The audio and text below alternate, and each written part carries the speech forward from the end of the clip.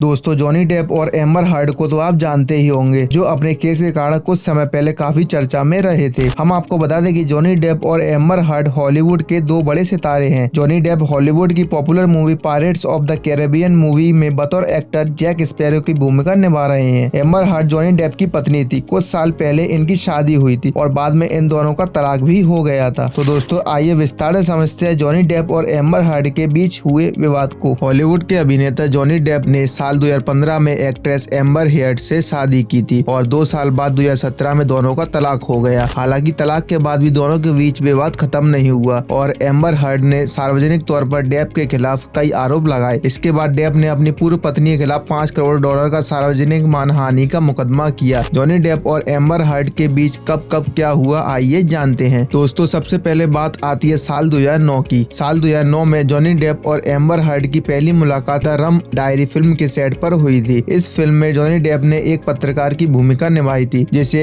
शेनॉल्ट नाम की एक लड़की से प्यार हो जाता है। शेनॉल्ट की भूमिका एम्बर हर्ड ने की थी। जॉनी डेप इस समय तक वेनिसा पैराडिस के साथ रिलेशनशिप में थे, जिनसे उन्हें एक बेटा और बेटी है। एम्बर हर्ड उस वक्त अमेरिकन फोटोग्राफर टासिया वेनरी के साथ रिलेशनशिप में थी। साल 2011-12 के दौरान दोनों अपने पार्टनर से अलग हो गए और एक दूसरे को डेट करने लगे। साल 2014 में दोनों के एंगेजमेंट की खबरें आई और कुछ समय बाद जॉनी डेप ने खुद एक इंटरव्यू में इसे कबूल भी किया। दोनों ने साल 2015 में लॉस एंजलिस में एक प्राइवेट सेरेमनी में शादी की। बाद में जॉनी डेप ने बहमास स्थित अपने प्राइवेट आइलैंड पर दोस्तों और परिवार के करीबी सदस्यों को एक भव्य पार्टी भी दी थी। दोस्तों, अब आते हैं हम साल 2016 में। शादी के अगले साल ही दोनों के बीच लड़ाई की खबरें आने लगी। मई 2016 में एम्बर हर्ड चेहरे पर चोट के निशान के साथ कोर्ट पहुंची और उन्होंने कोर्ट से अपील किया कि वह जॉनी डेप को उनसे दूर रहने का आदेश दें। एम्बर ने दावा किया कि जॉनी डेप ने उनके साथ मारपीट और शारीरिक दुष्व्यवहार किया है। उन्होंने बताया कि डेप ने गुस्से में आकर उनके चेहरे पर फोन फेंक के मारा है, जिससे उनके चेहरे पर निशान पड़ गया है। जॉनी डेप के वकील ने इन आरोपों को खारिज किया था और उन्होंने दावा किया कि एम्बर एक वित्तीय समाधान हासिल करने के लिए ऐसे आरोप लगा रही है। बाद में डेप और एम्बर ने संयुक्त रूप से तलाक का ऐलान किया और एक संयुक्त बयान जारी कर कहा, हमारा रिश्ता बेहद भावुक है और कभी कभी अस्थिर था, लेकिन हम हमेशा प्यार से बंधे थे। किसी भी पार्टी ने वित्तीय लाभ के लिए झूठे आरोप नहीं लगाए हैं। हमारे एक दूसरे को कभी भी शारीरिक या भावनात्मक नुकसान का कोई इरादा नहीं था। एम्बर हर्ड को डेप से तलाक के निपटारे के हिस्से के रूप में $7 मिलियन